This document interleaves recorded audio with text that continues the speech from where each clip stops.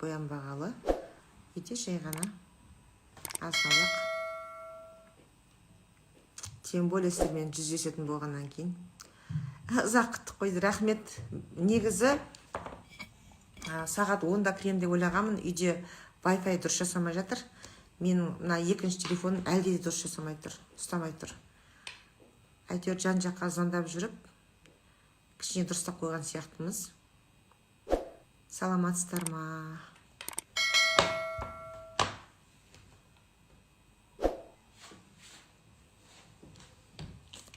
Ташкенттен сәлем дейді. Сәлеметсіздер ме?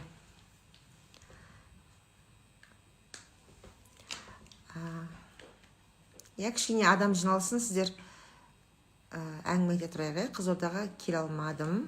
Мен көбіне Қайраттың концерттерімен жүрмеймін, көмекшілер жүреді. Тек қана жаңағы Алматыда, Шымқалада, Ақтөбеде болғанда, сол жақта жаңағы араласатын подружкаларым болғаннан кейін бір шетінен демалып қайтайын деп барам. Әшкейім қисайып кеткен ба, немеле? Дұрыс тұрған жоқ қой, қисық тұр ғой. Қарақалпақия білесің ба дейма? Ол не Қарақалпақия деген? Негізі көбісі Қарақалпақ қой деп жатады, бірақ біз Қарақалпақта тұрған емес, біздің ата-бабамызда тұрған емес. Біз сол Түркістан жақтыкіміз. Ата-бабамызда сол жақта, сол өңірде тұрған. Әшкейім қисайып кетті, сумкама лақтыра салам ғой, чехолсыз. Мира кім сіздерге дейді? Мира ең алғашында Қайраттың концерттерін ұйымдастырып, одан кейін өзіме ұнағаннан кейін, оның пысықтығы ұнағаннан кейін өзіме көмекші қалған болатынмын. Қайраттың директоры болдыдан кейін. Сырға Сақина көрсетесіз ба дейді. Мінеке көрініп тұр ғой. Ақ қарыш қайда соның семьясын уайымдап өлетін болды дейді. Уайымдамаңыздар, барлығы да реттеледі. Негізі өткенде Түркияға барған кезде Айнұр Тұрсынбаевамен болдым да. Мына жерде свет бір түсіп тұр ма, бір төбеден, сол кезде айтып өтті, сіз негізі жаңағы Қайратты көп ойлап жүрегіңізге тығып алғансыз дейді. Сол шығарып негізі жүрекке Алланы кіргізіп, сөйтіп Аллаға тапсыру керек дейді. Сол нені ұстап қалдым негізі. Негізі балдар халықтың баласы болғасын уайымдаймыз. Жоқ, осылай тұра берсін. Бірақ солай ойлап жүрмін. Негізі қатты уайымдай берсең болмайды екен. Оның үстіне халықта жаңағы қатты өсектеп кетсе, сол шынымен болып кететкен да. Мен Алматыдамын. Жұлдызды Алматыда киноға түсіп жатыр. Балашаға да жаймен келіп жаттыр осында. Қайрат Нұртас қайда дейді. Қайрат Нұртас бүгін Қызылордада концерт беріп жатады, дәл қазір.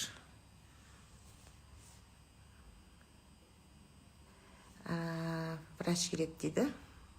Соған көмек бере аласыз ба дейді. Ойбай, Сышадан келген врачқа менің не көмегім керек?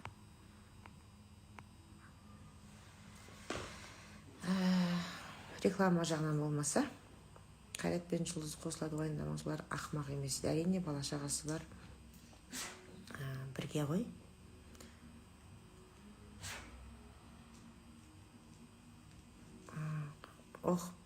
Үлгірмей қалдым қай жаққа.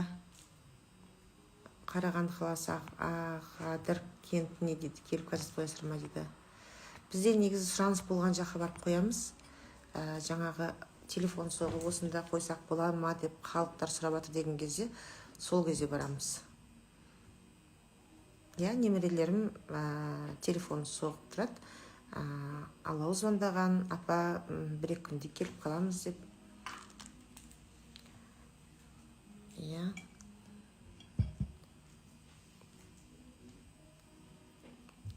Басы керемет, анасы рахмет. Жібек бастанамаған, қазір жақсы керім пысық дейді. Рахмет. Келіндерімнің барлығы да жақсы, Аллаға шүкір. Қайрат жас қызбен түскен. Қайрат қазір менің жаңа өткенде Сәуле деген подружкам бар да. Ол Жұлдыздың апайда болған. 2 баласы бар. Баласы Заңғармен жасты. Бірақ өзінің түрі жас көрінеді. Соны көріп Қайраттың тоқалы деп шығарып жіберіпті. Негізі ол ұят нәрсе. Одан кейін Мальдивқа барған жанкүйері бар еді, жап-жас қыз.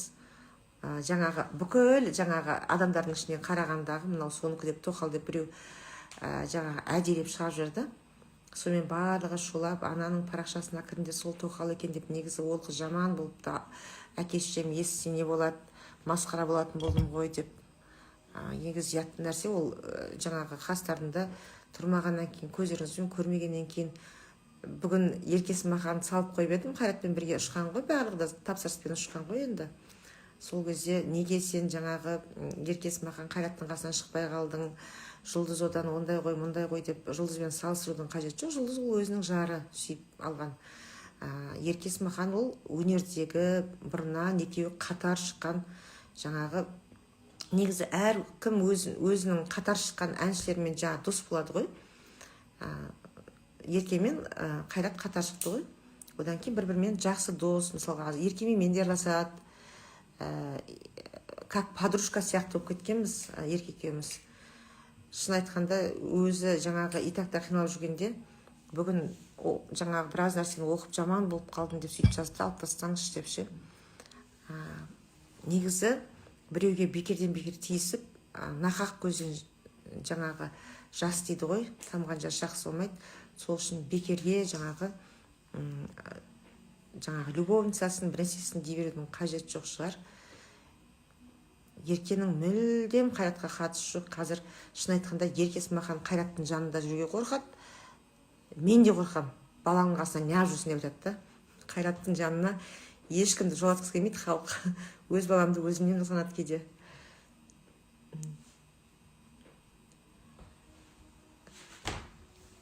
Жаныңыз күшті, сіздің арқаңыз. Рахмет.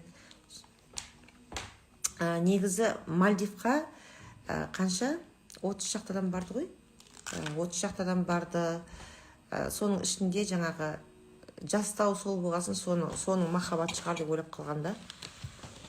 Мамасымен де бір жас қыздар барды.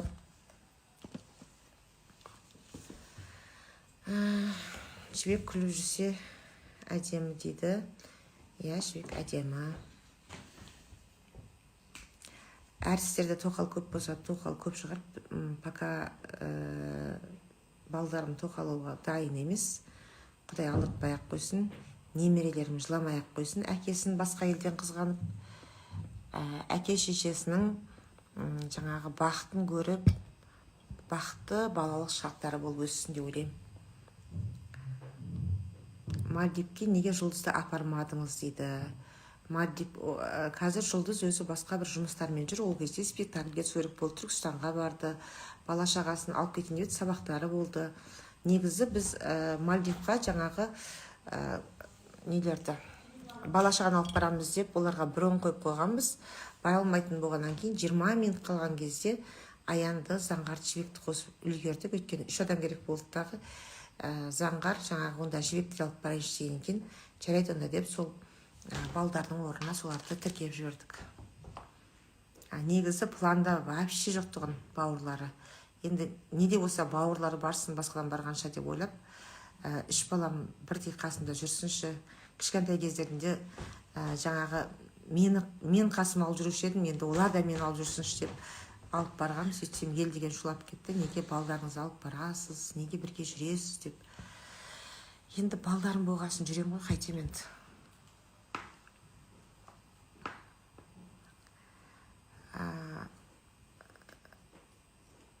Қалай барат, малай барат деген керек жоқ. Енді баратынан барат, бұйыртпаған бармайды.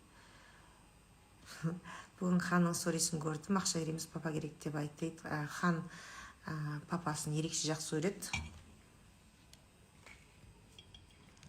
Енді кішкентай ғой. Кішкентай кездерінде балаға ата-анасынан басқа түк керек жоқ қой. Қай жылғысыз дейді, 68 жылғымын. Ал енді 2000-ға жете адам болып қапты. Өтірікші дейді, мен не үшін өтірік айтуым керек?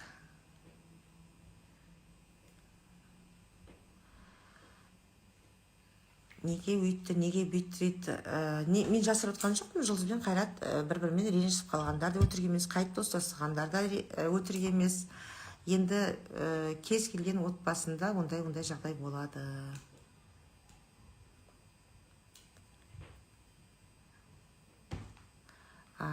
Олар өз өмірлеріне өздері жауапты шығар. Енді 18-дегі бала шаға емес қой, 18 жасында, 20 жасында біздің ақылымызбен жүрді. Қазір Құдайға шүкір өздерінің 4 бала шағасы бар.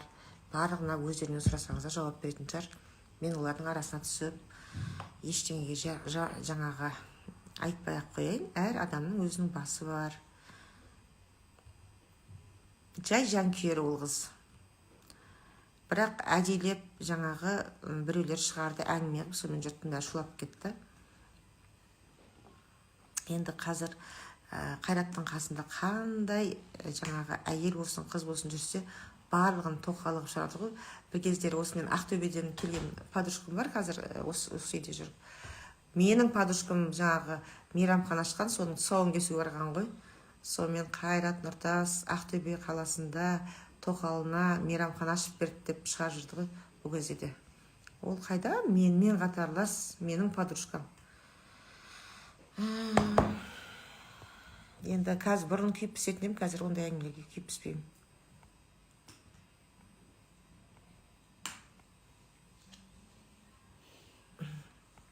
Иә, ең бастысы айырылысып кетпесе болды ғой, қалғанын бәрі болады.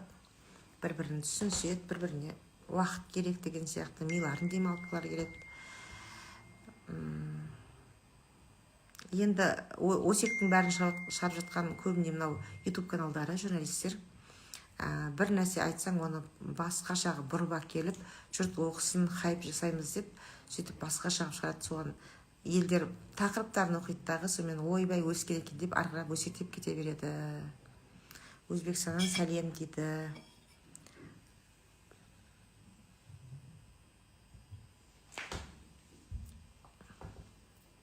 Күзира ханым, туған күн құтты болсын, денсаулығың мықты болсын дейді. Рахмет, менің туғаным өтіп кеткелі бір ай болды ғой енді.